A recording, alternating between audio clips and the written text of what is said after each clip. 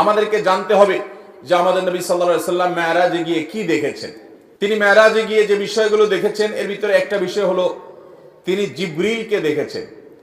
জিবরিল ফেরেশতাকে তিনি তার আপন যে সুরত, তার আসল যে রূপ, সেই রূপে তিনি দেখেছেন। বিভিন্ন বর্ণনা দ্বারা প্রমাণিত যে জিবরিলকে আল্লাহ রাব্বুল আলামিন কতগুলো ডানা দিয়েছেন? 600 ডানা। এবং তার এক একটি ডানা এক প্রান্ত থেকে অপর প্রান্ত যতদূর মানুষের চোখ যায় ততদূর পর্যন্ত বড়। এত দীর্ঘ, এত বড় বৃহৎ 600 ডানা আল্লাহ তাআলা তাকে দিয়েছেন। জিবরিলের যে আসল রূপ, মহা সৃষ্টি আল্লাহ তাআলার, যে জিবরিল আয়াতুম মিন আয়াতিল্লাহ, আল্লাহর অসংখ্য নিদর্শনের মধ্যে জিবরিলের অস্তিত্ব একটা নিদর্শন। এটিকে নবী সাল্লাল্লাহু আলাইহি সাল্লাম মেরাজে তার আসল রূপে দেখার সুযোগ পেয়েছেন। এটি ছিল একটি। নবী করিম সাল্লাল্লাহু আলাইহি সাল্লামের মেরাজে তিনি আরো যা দেখেছেন তার মধ্যে দ্বিতীয় হলো বোরাক তিনি দেখেছেন। বোরাক একটি বাহন। এই বোরাক এটা ঘোড়া এবং গাধা এগুলোর সমজাতীয় কাছাকাছি পর্যায়ের এক ধরনের একটা বিশেষ বাহন, যেই বাহনের সমজাতীয় আরেকটা বাহন পৃথিবীতে নাই। এটা নবী করিম সাল্লাল্লাহু আলাইহি সাল্লামের জন্য আল্লাহ তাআলা স্পেশাল পাঠিয়েছেন। যদিও আল্লাহ তাআলা চাইলে তাকে সরাসরি উপরে তুলে নিতে পারতেন, কিন্তু আদ-দুনিয়া বিল ওয়াসাইল লা বিল ফাদাইল, দুনিয়াতে সবকিছু ওসিলা এবং মাধ্যম দিয়েই হয়। এইজন্য আল্লাহ তাআলা এই বাহনটা ব্যবহার করেছেন। আল্লাহ তাআলা এই বাহনের মুখাপেক্ষী না, এটা ছাড়াও তিনি তার বান্দাকে নিতে পারতেন। তো এই বোরাকের সাক্ষাৎ নবী সাল্লাল্লাহু আলাইহি সাল্লামের সাথে হয়েছে। আমাদের দেশে অনেক ঘর বাড়িতে দেখবেন, অনেক দোকানে দেখবেন বিভিন্ন বড় বড় এরকম ছবি টাঙানো আছে, যে ছবিতে লেখা আছে নবীজির বোরাক।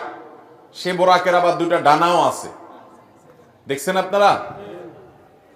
অথচ নবী করিম সাল্লাল্লাহু আলাইহি সাল্লামের বোরাক আমরা কেউ দেখেছি? তাহলে এই ছবি যে অঙ্কন করেছে সে কোত্থেকে দেখলো?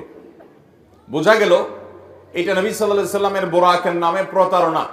তার বোরাকের ধরন কেমন ছিল এটা তিনিই জানেন। হাদিসের বিবরণের সাথে বরং এই ছবির কোনো মিল পাওয়া যায় না। এখানে ডানা দেয়া হয়েছে, অথচ নবী সাল্লাল্লাহু আলাইহি সাল্লামের বিবরণ থেকে সেরকম কিছু, এখানে যেরকম দেখা হচ্ছে সেরকম কি বোঝা যায় না। অতএব যারা বরকতের জন্য বোরাকের ছবি দোকানে টাঙায় রাখেন, অফিস আদালতে টাঙায় রাখেন, বাসাবাড়িতে টাঙায় রাখেন, তারা এটার কারণে কোনো সওয়াব বা বরকত লাভ করা তো দূরের কথা, উল্টা গুনাহগার হবেন। কারণ নবী সাল্লাল্লাহু আলাইহি সাল্লাম বলেছেন বুখারীর হাদিস, লা তাদখুলুল মালাইকাতু বাইতান ফিহি কালবুন আও সূরা, যে ঘরে কুকুর থাকে অথবা কোন প্রাণীর আকৃতি থাকে, ছবি থাকে, সেখানে আল্লাহর রহমতের ফেরেশতা প্রবেশ করবে। বিধায় নবীজির বোরাকের নামে আপনি যে ছবি রাখছেন এটার মাধ্যমে আপনার ব্যবসা বরকত হবে না, ঘরে বরকত নাজিল হবে না, বরং আল্লাহর বরকত এবং রহমত আসার দুয়ার বন্ধ হয়ে যাবে। আল্লাহ তাআলা আমাদেরকে নেক্সট সূরাতে শয়তানের এই ধোঁকা থেকে বেঁচে থাকার তৌফিক দান করুন। তাহলে নবী সাল্লাল্লাহু আলাইহি সাল্লাম মেরাজে গিয়ে দ্বিতীয় যে বিষয়টি দেখেছেন সেটা হলো বোরাক, আল্লাহর বিশেষ এক সৃষ্টি, যেটা আমরা কেউ দেখি নাই, তিনিও আর তার আগে দেখেন নাই, তারপরে আর দেখেন নাই।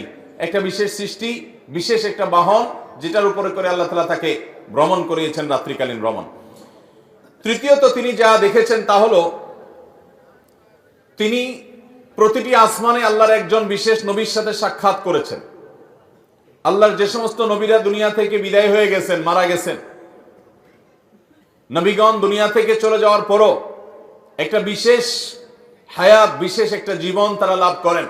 আল্লাহ রাব্বুল আলামিন তাদেরকে অদৃশ্যের জগতে সে অলৌকিকভাবে এক এক আসমানে আল্লাহ তাআলা এক একজন নবীর সাথে নবী করিম সাল্লাল্লাহু আলাইহি সাল্লাম আমাদের রাসূলের সাক্ষাৎ ঘটিয়েছেন।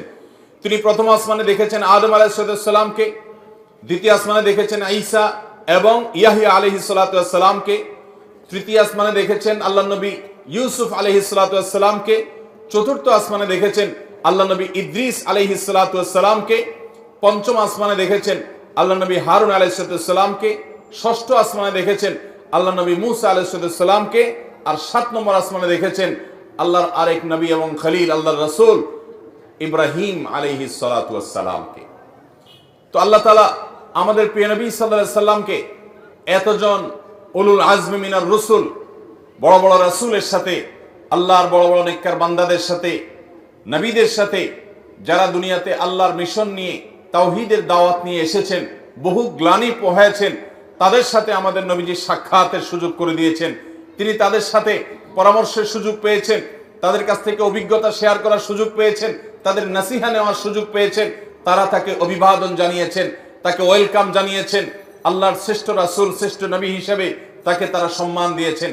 এই নেয়ামতটা আল্লাহ আমাদের হাবিব সাল্লাল্লাহু আলাইহি সাল্লামকে, আমাদের প্রিয় নবী সাল্লাল্লাহু আলাইহি সাল্লামকে, আল্লাহর হাবিবকে আল্লাহ তাআলা এই নেয়ামতটা মেরাজের মাধ্যমে দিয়েছেন, যে তিনি আদম আলাইহিস সালামের সাথে, ঈসা এবং ইয়াহইয়া আলাইহিস সালামের সাথে, ইউসুফ এবং ইদ্রিস আলাইহিস সালামের সাথে, মুসা এবং হারুন আলাইহিস সালামের সাথে এবং ইব্রাহিম আলাইহিস সালামের সাথে 7 আসমানে এক একজনের সাথে সাক্ষাৎ তিনি করেছেন।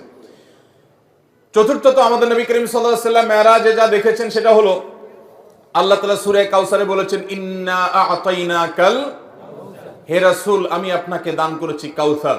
কাউসার শব্দের অর্থ হলো অধিক কল্যাণ, প্রভূত কল্যাণ। এখানে হাউজে কাউসারও বোঝানো হতে পারে। হাউজে কাউসার যেটি আল্লাহ তাআলা আমাদের নবীজিকে দিবেন কিয়ামতের ভয়াবহতম দিনে, যেদিন পিপাসায় মানুষের প্রাণ ওষ্ঠাগত হওয়ার উপক্রম হবে, কিন্তু মৃত্যু তো আর হবে না। সেই ভয়াবহ কঠিন সময়ে আল্লাহ রাব্বুল আলামিন তার হাবিবকে হাউজে কাউসার দান করবেন এবং হাউজে কাউসারে অজস্র পরিমাণে এটা থেকে পান করার জন্য পাত্র থাকবে, তার তত্ত্বাবধানে সেখান থেকে পানি পান করানো হবে।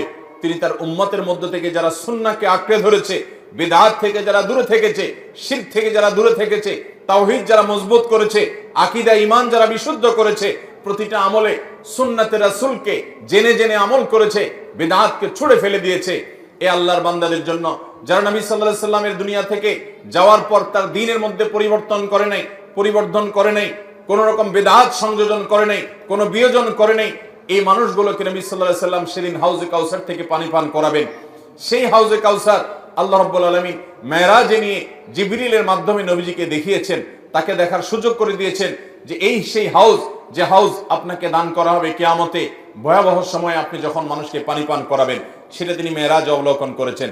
ঠিক একইভাবে নবী করিম সাল্লাল্লাহু আলাইহি সাল্লাম মেরাজে জাহান্নামের যে দারোয়ান, যার নাম হলো মালিক, সে মালিক দারোয়ানের সাথে সাক্ষাৎ, জাহান্নামের প্রধান প্রহরী, তার সাথে সাক্ষাৎ নবী সাল্লাল্লাহু আলাইহি সাল্লাম মেরাজে হয়েছে। বাইতুল মামুর নামে একটা মসজিদ, একটা ঘর আছে যেটা 7 আসমানের উপরে, এবং যেটা বাইতুল্লাহ, যেটা মক্কাতে মসজিদুল হারাম, এই মসজিদুল হারাম কাবা ঘরের ঠিক বরাবর উপরে একেবারে 7 আকাশের ঊর্ধ্বে বাইতুল মামুর নামক এই মসজিদ সেখানে স্থাপিত আছে। এই মসজিদে প্রতিবারে 70,000 ফেরেশতা প্রবেশ করেন আল্লাহর ইবাদতের জন্য।